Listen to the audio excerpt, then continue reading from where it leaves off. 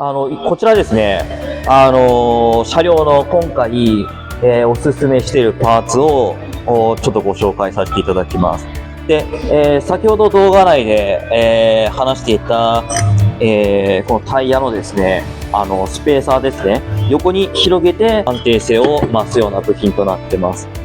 で、こちらスタビライザーですね。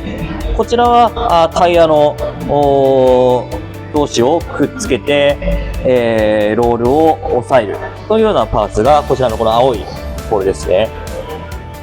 で、こちらのパーツなんですけれども、こちらはですね、こちらはスペーサーですね、リフトアップするときに使うようなパーツになってます。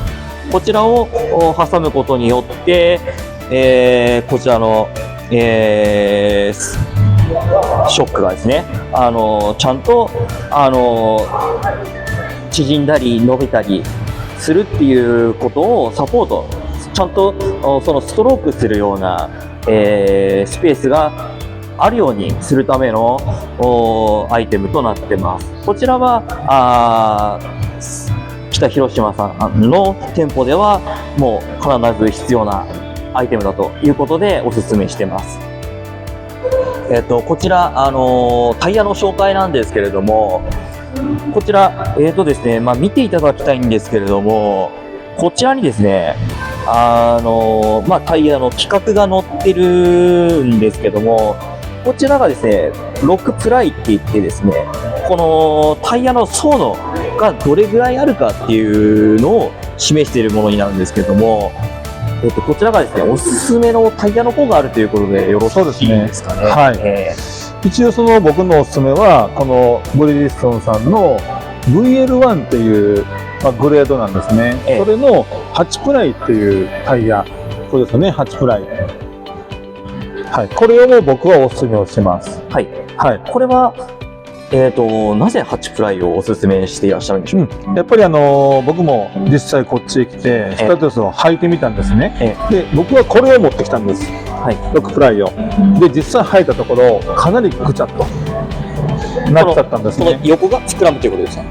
そうですね、サイドウォールが弱いもんでぐちゃっとこう潰れてしまう、全然いいんですけどね。ただやっぱりこっちの8プライの方が耐荷重がしっかりしているので、こっちを履いたところ全然ならないよ、はい、ということなんですよね。はい。でやっぱりもう僕はこっちの方がおすすめですね。徐々に移り変わっているという情報がありますので、ちょっとご紹介します。こちら、外部の、給水が、こちらにあるんですけども、こちらの方から、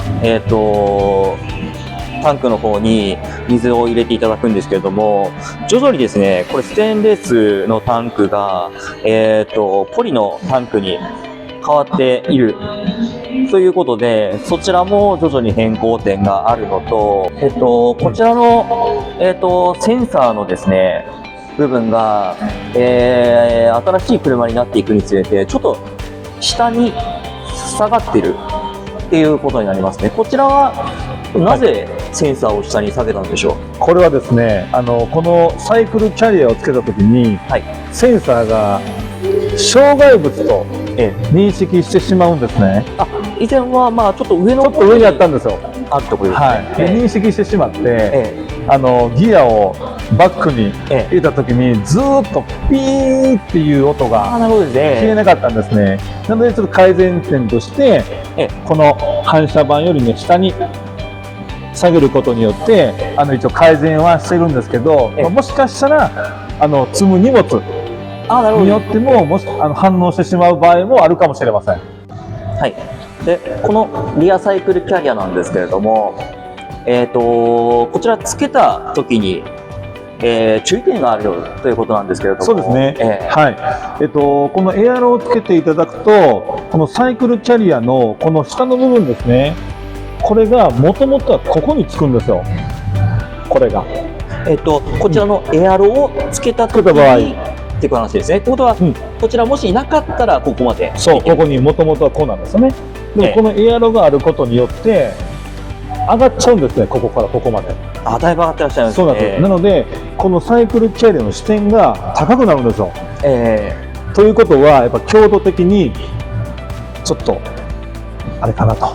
まあこのつけた場合はちょっと下がってしまう。そうですね。なので、従来であれば、だいたいまあこれをね、こういう感じでガチャンとやるんですけど、だいたいまあ30キロぐらいまでが OK だよって言ってるんですけど、やっぱりその支点が上がることによって強度もね違うので、だいたいまあ20キロぐらいで抑えてほしいかなっていうのはありますね。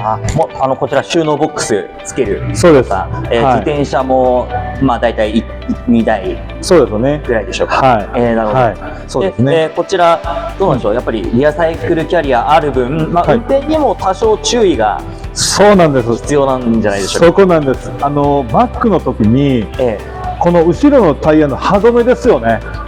歯止めまでバックをすると必ず当てます。なるほどですね。これが展開してるのを忘れていて、そう忘れてしまうんですよね。後ろまでつけるっていうのが慣れてる方は当てちゃいます。当てちゃうという。はい。でここもバキバキに割れちゃうと。なるほどですね。なのでリアサイクルキャリアつけるという場合のオプションつける場合にあっては、そちらの方注意しなければならない。そう、もう本当に注意してください。前もありましたやっぱり。そうですよ。はい。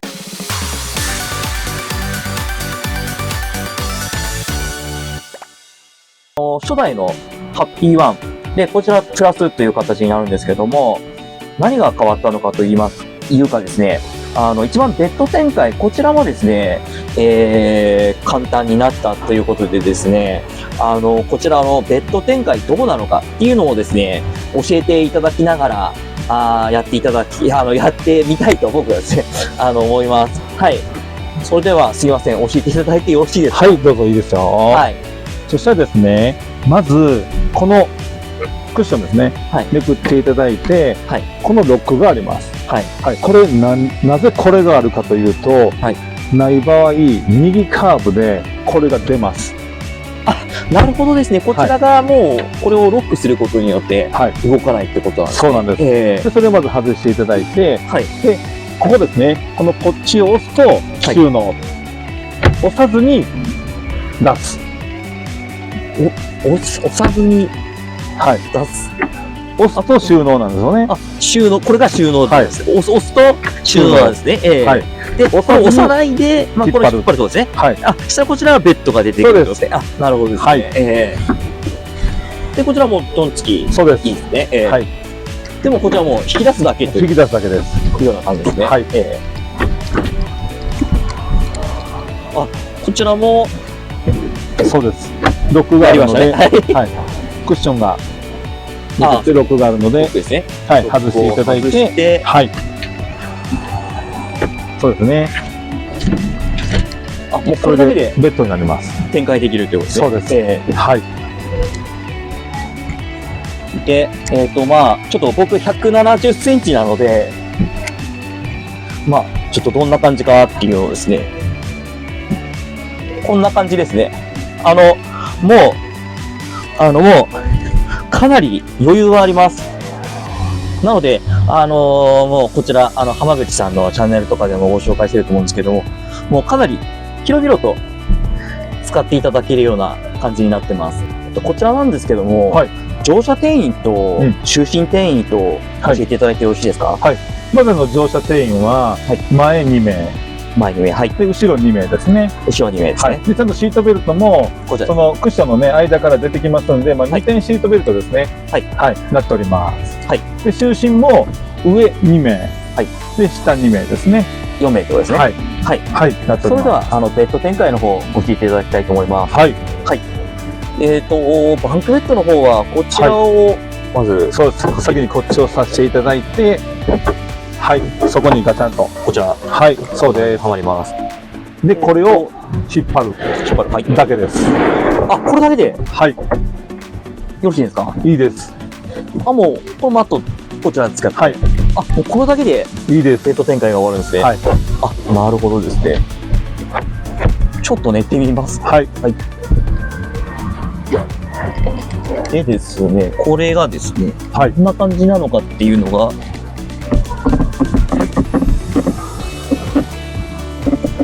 僕170センチですね。で、まあ、こんな感じです。それでは中の方の説明させていただきたいと思います。こちら、メインコントロールパネルですね。こちらは、200アンペアのバッテリーがこの車両ついていらっしゃるということでよろしいでしょうかね。はい、そうですね。こちらは、コンプレッサー式のはい、冷蔵庫になります。冷蔵庫が、やはりこちらはもう、うんコンプレッサーの方が冷える冷えますね。ってことですね。はいで、容量がですね、はい、22リッターになります。はい。まあ、こういった感じの冷蔵庫になってます。増設してるような、冷凍冷蔵庫みたいな、もう使っていらっしゃるということそうですねですよね。はい、僕も使ってます。はい。なので、まあ、こちら、まあ、どうするかっていうのは、まあ、お客様の、まあ、こともよろうことですよね。そうなんです。はい。だからもういらないよっていう人は、ここを外してもらって、まあ、ここはちょっとこう空洞になるんですよね。そこにまあ DIY で棚を作ったり、下駄箱作ったり、いろいろやってますね。引き出し口 FF は、そうですね、下の方についていらっしゃるんですかね。そうです。はい。ここ一箇所。一箇所です。なるほど。そうですね。お客様に一番聞かれることはですね、コンセントの位置。これがですね、よく聞かれるんですよね。コンセントの位置に関してましては、どれだけあるんでしょうか？コンセントはですね、まずこのシンク下に一つですね。で、次にテレビの下に一つ。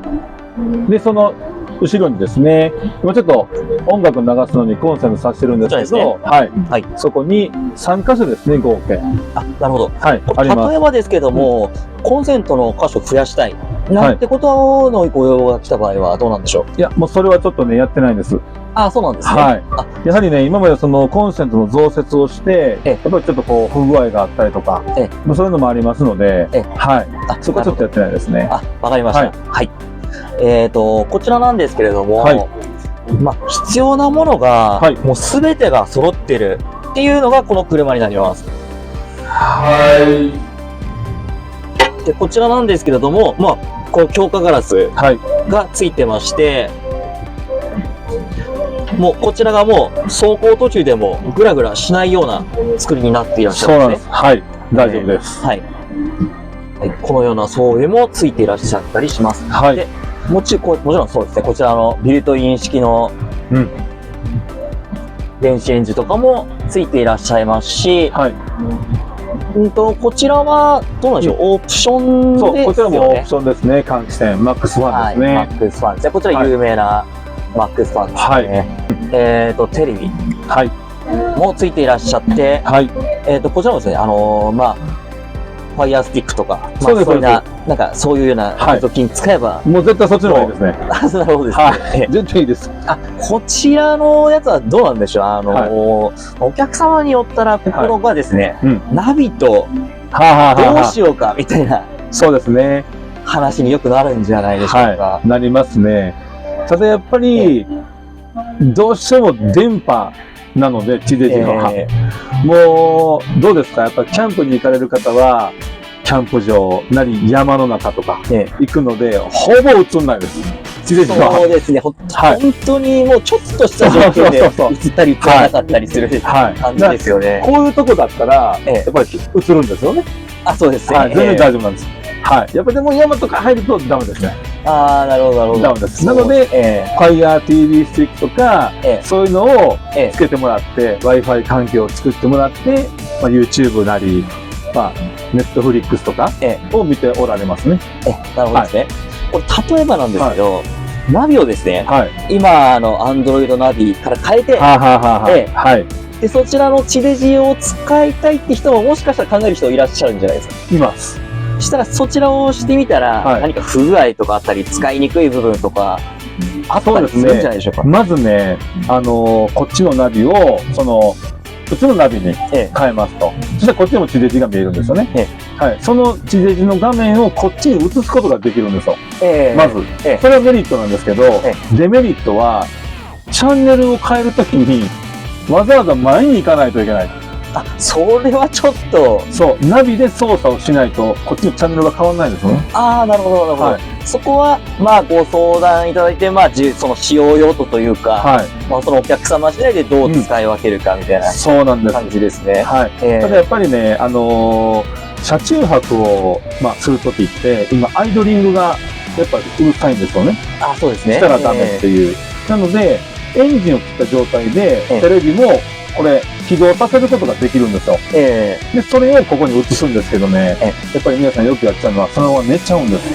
ああ、なるほどですね。はい。寝ちゃうんですね。つけたまま、こっちだけ消して。で、朝エンジンつけようと思ったら、もうバッテリー上がっちゃったとか。ああ、そうですね。もうよくありますね。はい。上がった時からっていうのは、やはり復帰はもうできないってことですね。やはりそうですね。もう充電、外部充電から充電するしかない。なんですけど、これ実はね、できるんですよ。あ、できるんですか？できるんです。これ避けますね。この下にですね、バッテリーが、これ、積んでるんですね、ここに。あ、なるほどですね。はい。で、これがアイソレーターという機械なんですが、ここにボタンがあるんですよ、横に。はい。ちょっと映してもらってわかります？今、ピカってこう光ったり消えたり、はい、してるんですね。これですね。はい。これをポチッと押します。はい。すると、こっちのバッテリーから車のバッテリーに電気が流れるんですよ。ああ、なるほど。こちらのサブバッテリーからエンジンをかけるということが可能ってことですね。そうなんです。これでもエンジンが、またジャンプスタートと一緒ですよね。ああ、なるほど、なるほど。で、エンジンかけてもらいます。で、かけた後は必ず戻してください。ボタンを押して。でないと、こっちも車のバッテリーも全部上がっちゃいます。ああ、なるほどですね。はい。どんどん流れていくんです。はい。そこだけ注意してもらえれば大丈夫です。あ、なるほど。はい。こういうのがね、便利な機能がついてるんですよ。この車。これは便利ですね。便利でしょ。そこはね、本当に、もし分からなければ、いつでも聞いてもらえれば大丈夫です。はい。はい。ご安心ください。こんな感じですね。クーラーによっても、リモコンがちょっと変わったりしてるんですよ。ああ、そう、なるほど。多分これちょっと前のやつなんですね。はい。これでもう電源を入れてもらうと、つきます。あ、なるほどですね。はい。これは、どこなんでしょう、今200アンペアのバッテリー使ってらっしゃいますけども、まあ、ネット上には400アンペアのバッテリーを積んで、十何時間も持ったというような、方もいらっしゃるんですけど、そうですね。川上さん自体は、どのような印象がありますか？どれぐらいのバッテリーを積んでっていうような。そうですね。僕の場合は、もともと本州なので住んでるところがね、やっぱり夏が暑いんですよ。本当にもう40度ぐらい行くので、やっぱりそうなってくると400アンペアがないと、ちょっと物足りないかなっていう感じですね。ただ、やはりその北海道の方は、あんまりクーラー使わないという方が多いので、それだったら200でも十分ですね。やっぱり値段の差がね、10万ぐらいあるので。ああ、そうですね。はい、そうですね。はい。こちら一応何ワットくらい消費するような感じなんですか？大体その風量にもよるんですよ。最大で大体800ワットぐらい。あ、結構かかりますね。結構かかりますね。はい。そしたら400アンペア積んでた方が絶対。まあ、安心っちゃ安心なんですけど、ただ、やっぱそのさっき言ったように値段の差があるので、皆さんポータブルバッテリーを1個買って、その下の収納に積んでたりしますね。ああ、そういった使い方もできるってことできますね。今のエアコンの話なんですけども、大体このどれくらい持つみたいな話をさせていただいて。そうですね。まあ僕がよく説明するのは、大体24度、25度ぐらい。で、風量も大体標準ですよね。で、使っていただいて、6時間から7時間ぐらいは持つかなっていう感じですね。でも200アンペア200アンペアで時ですね。はい。もちろん400になるとその倍になるので、大体13時間、14時間ぐらい持ちますね。なるほどですね。その旅行タイムに合わせて200アンペアにするか、400アンペアにするかということでお勧めしていらっしゃる。そうなんです。やっぱりその400になるとバッテリー自体もかなり重いので、やっぱり200と400では重さも違ってくるので、そういったところもありますね。はい。で、こちらですね、ちょっと川上さんが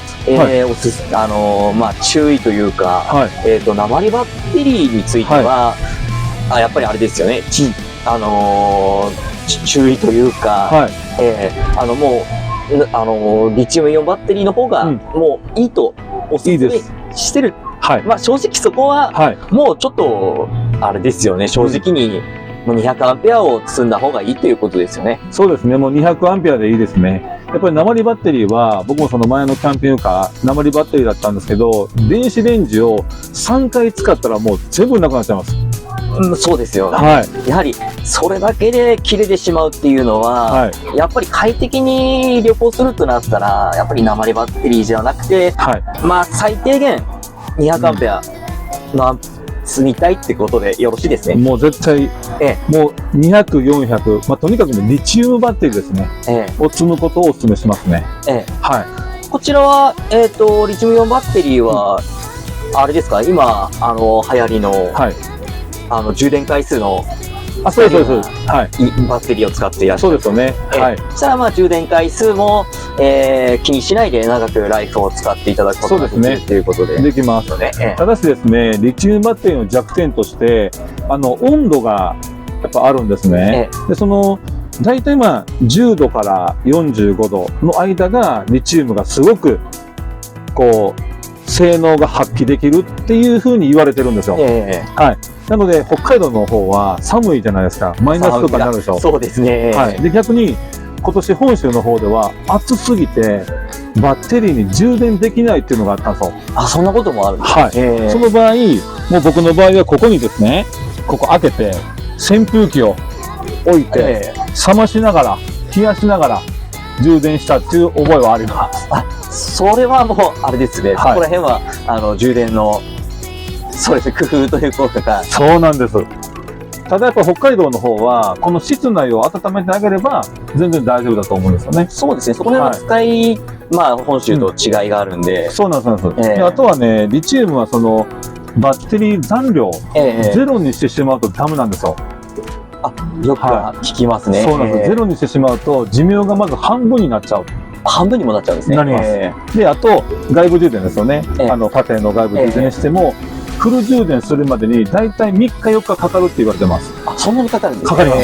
はい。なので、ゼロになる前に、やめると。電気を使うのをやめると。大体 20% ぐらいで止めるっていうことですよね。じゃあ、こちらもですね、モニター見ていただいて、はい。そこら辺は確認してそうです。もう、そこだけちょっと注意してほしいですね。このリチウムイオンバッテリーなんですけど、車はこれ鉛バッテリー使っていらっしゃる鉛ですね。はい。もし、サブバッテリーが、残量少ない状況だとしても、こちら、車は鉛バッテリー使っていらっしゃるということで、鉛バッテリーはやはり温度変化に対応できるバッテリーなので、だから、そのエンジンかけていただくっていうことが、まずはかけていただいて充電できる。そうですね。っていうことになるんですよね。で、今ちょっと聞いたんですけれども、リチウムイオンバッテリーにこれ、メインバッテリーを近々交換、もしかしたら私の車するかもしれないです。そうなんです。ちょっと僕の車で、実験してみようと思って、やっぱり本州からね、北海道へ来たので、雪もまだ、体験してないので、なので、バッテリーとかもリチウムに変えて、パワーの上がったりとか、でヘッドライトもやっぱり明るくなったりとかするのでね、そういうところをちょっと僕の車で試していきたいなと。なるほどですね。ありますね。その車線逸脱の機能の話、ちょっとさせていただいてたんですけど、雪道の、これから雪道走ると思うんですけど、この車特有というか、車線逸脱の機能をオンにしてたばっかりに、ハンドルを、わだちに入れようとするってことは、やはりちょっとずれますので、それがまた、その機能が働いて、クイッと、車線に戻る。そう。っていうことは、もう、戻そうとするか、フラフラするような感じになるんじゃないですか。もうそれはもう僕本当に本州からこっちへ来て、道路の悪さにもびっくりしたんですね。ただやっぱりこの車、ハンドル補正すると思うんですけど、それがもう勝手に補正するので、だからもう補正して自分でも直して補正しなんで、だからフラフラ揺れるんですよね、この車。なるほどですね。なんで僕はもう車線逸脱をもうオフにしてます、常に。なるほど。それによって自分が思ってるところの走っているってことですね。もうそれをしてから高速道路の風受けなんかもかなり減少しましたよね。そうですよね。風が来たっていうことは、その来た方向にハンドルがずれると。そうです。それを直そうとするがために、戻すんですけど、車も戻そうとする。そうです。それによっても強く戻るから、はいプラプラプラプラ。そうですね。そういうことですね。はい。はい。もうそれがちょっとこう、少なくなったかなっていうのはありますね。ああ、なるほどですね。自分の思うようにこういけるので。まあ、そちらの機能は、まあ、乗ってみて、まあ、こちら冬道になったりですとか、風強いところですとか、まあ、そこら辺はまあ、調整していただいて、そうですね。やっていただけるのが、もうそっちの方がいいと思います。いいと思います。はい。はい。で、こちら川上さん、まあ、もちろんこのハッピーワン持っていらっしゃるんですけども、もう、まあ、使っていらっしゃるから、まあ、まあ、いろいろな、まあ、改善点、って言っちゃなんですけれども、まあ、まあ、床下というか、まあ、そういったなんでしょう、まあ、防水だったりですとか、そうですね。まあ、そういったこともなんかちょっと取り組んでらっしゃるというような話を聞きました。やっぱりね、その本州ではね、やっぱ防水ってなかなかしないんですよ。そうですよね。そうなんです。こちら特有の、まあ、問題というか。ですよね。やっぱりこっちにお店を出して、やっぱりこう買ってくれる人、みんなやっぱ防水のことをサビですよね。気にされるので、それだったら、僕のハッピーでこの冬試してみて、はい、どこまで錆びるのかとか、どういうカバーがあればいいのとか、そういうのをちょっとデータ取ってちょっと本社の方にちょっと行ってみようかなと思ってますね。それでね、やっぱりそのカバーができればやっぱりいいじゃないですか。そうですね。まあ、もし、まあ、先ほども話したんですけども、まあ、塗装したいっていうことであれば、もちろんこちらは提携の会社に、まあ、そちらを出していただくということで。そうですね。よろしいですね。はい、大丈夫ですね。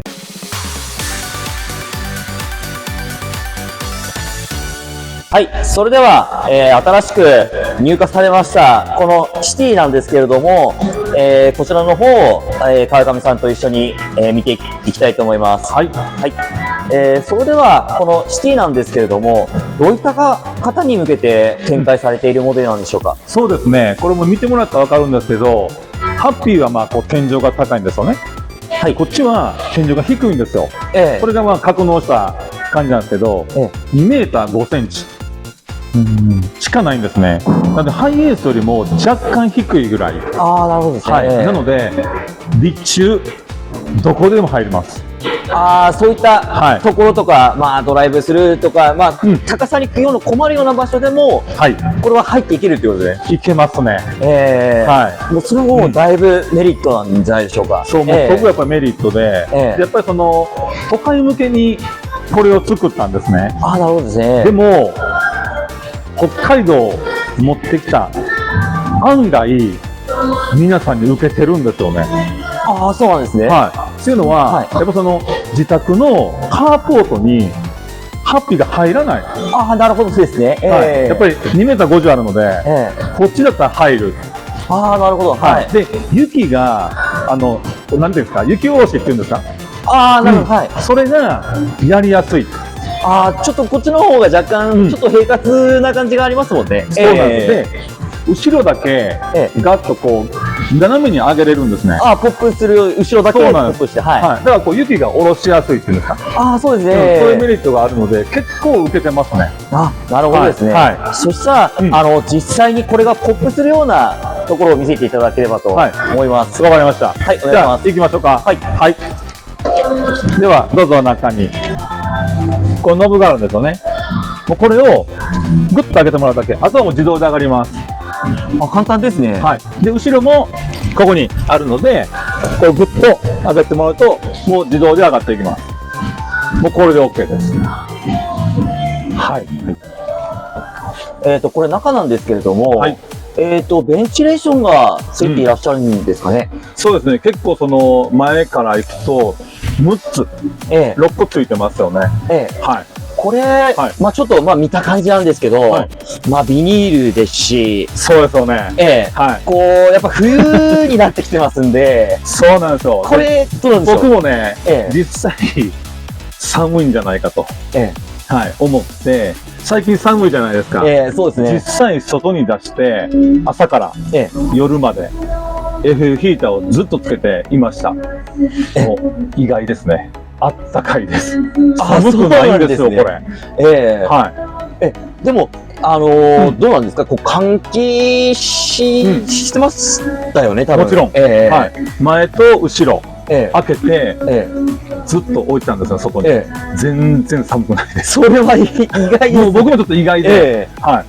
だから、ハッピーは、まあ、断熱が、そうですね。囲まれてますしね。はい。だからもうちょっとこれね、僕、びっくりしました、本当に。ああ、そうなんですね。はい。そしたら、これ、北海道でも、運用できる。できます。っていうことですね。できますね。これは、皆さん意外なんじゃないでしょうか。意外ですね。はい。まだその本州でしか、納車もされてないんですよ。あ、そうなんですね。はい。いや、これは、新しいことなんじゃないですか。いいですよね。はい。これもう北海道店ならではじゃないですか。そうです。はい。実際やっぱりこう寒いところでね、使ってみた。で、またその、買っていただいて、まあ使ってもらって、そういうのをどんどんこう意見言ってもらったら、僕らもね、また改良の余地がありますんで。はい。あ、なるほどですね。そしたら、これは皆さんも、こちら、ご確認いただいてですね、川上さんの方に、まあ、通常モデルがいいのか、まあ、こちらのシティモデルがいいのか、そうですよね。まあ、いろいろな、まあ、メリットはあると思うんで、まあ、思考もありますし、これは、合わせて、ご相談いただければよろしいかと思います。もうそうですよね。はい。ただね、やっぱそのシティの方は、こう、ポップアップになるので、上の収納が、なるほどですね。なくなっちゃったりとか、電子レンジが、ありましたね。置けないとか、やっぱりあるんですよね。まあ、その点はね、こういうところをこう避けてもらって、こういうレンジを置くとか。なるほどですね。はい。で、まあ、コントロールパネルがこっちに移っちゃったと。こちらに集中されて全部やってるんでね、僕これがすごくかっこいいなと。